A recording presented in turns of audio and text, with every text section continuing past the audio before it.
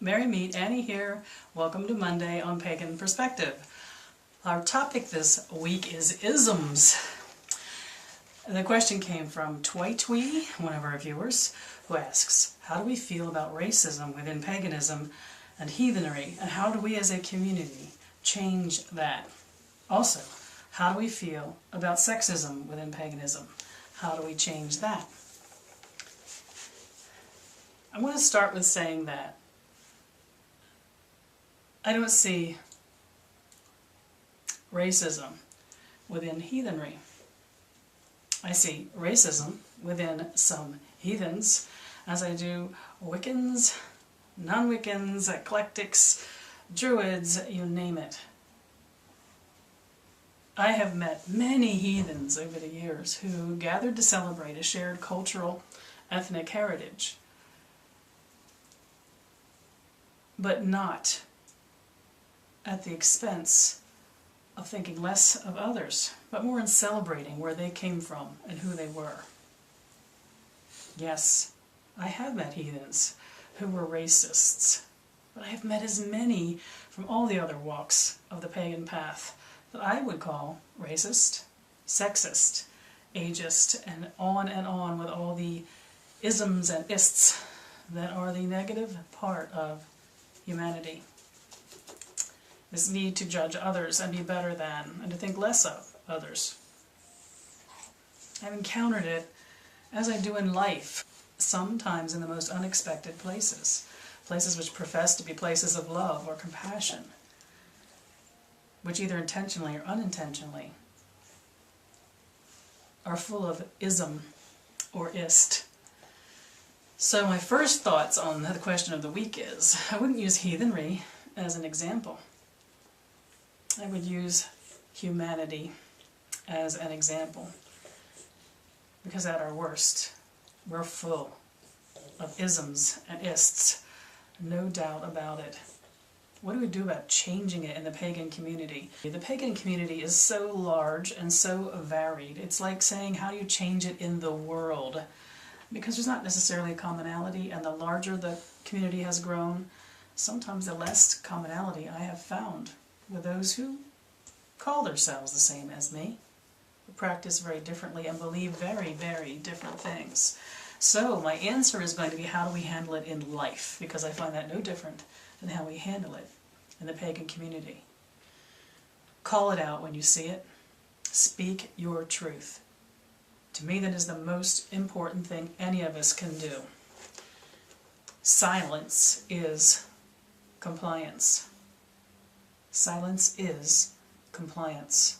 If you do not speak up in the face of isms, your silence means you're standing in agreement. I truly believe that. I had the opportunity countless times in life to be in a situation where something was said in my presence that made me uncomfortable. If one is on a path similar to my own, one is beholden to state one's truth in the face of that, with a powerful understanding that silence condemns. It doesn't condemn the person who said the thing which we found offensive. It condemns us. We have become one with them. So in those one-on-one situations, it's a matter of opening your mouth and saying something. My style is not to attack the person who said it. They will, at some time, I am sure, catch me on something that's an ism or an ist that comes out of me that I didn't intend, but needed to learn myself, that I was dealing with some form of bigotry that I had not acknowledged lived in me. I try not to let anger raise up in the face of it. Sometimes even saying my quiet truth in the face of it brings anger on me from the other. That's the point at which we decide. How much are we invested in continuing the conversation? Is there any benefit to continuing the conversation? And I don't mean benefit to us for having spouted off and felt good about spouting off, but benefit to the situation. Can anything be changed from confrontation? I believe there are times when, indeed, it can be.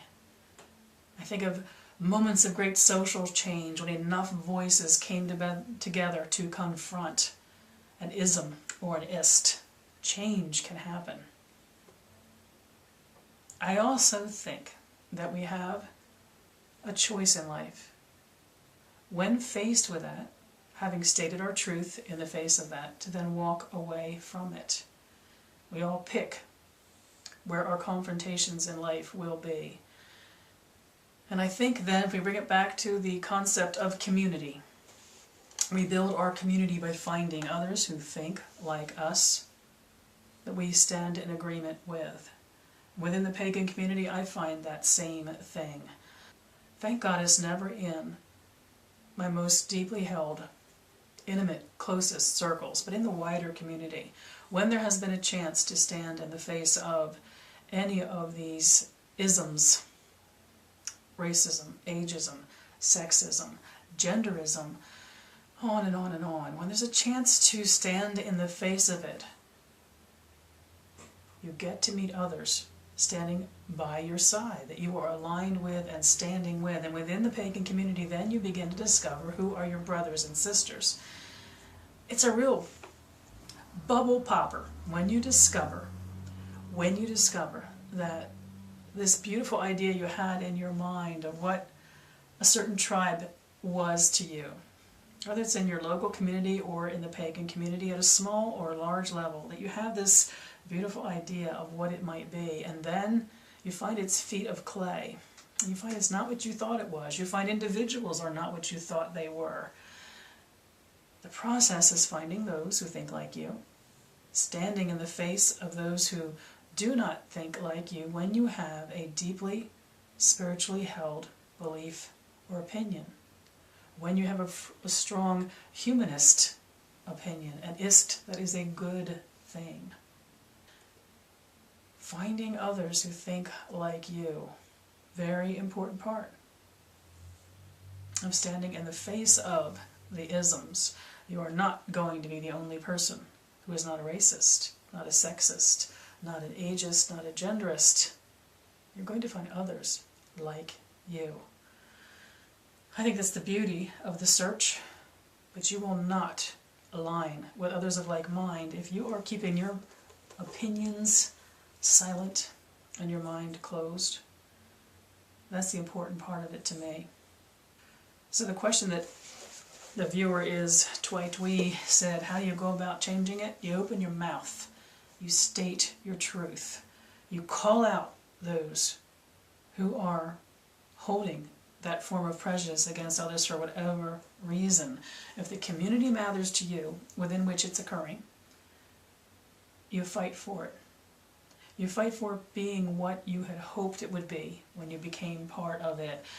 My greatest piece of advice is, and it's because it was given to me, don't stand silent in the face of prejudice. Your silence will be your complicity. My life has taught me silence is the enemy.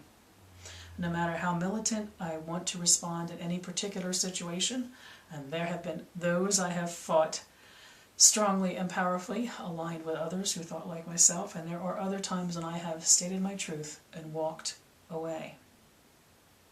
But at the level of being silent in the face of something you don't agree with, I think we all have that responsibility to open our mouths and state our truths. I wish you mirth and reverence. Merry part.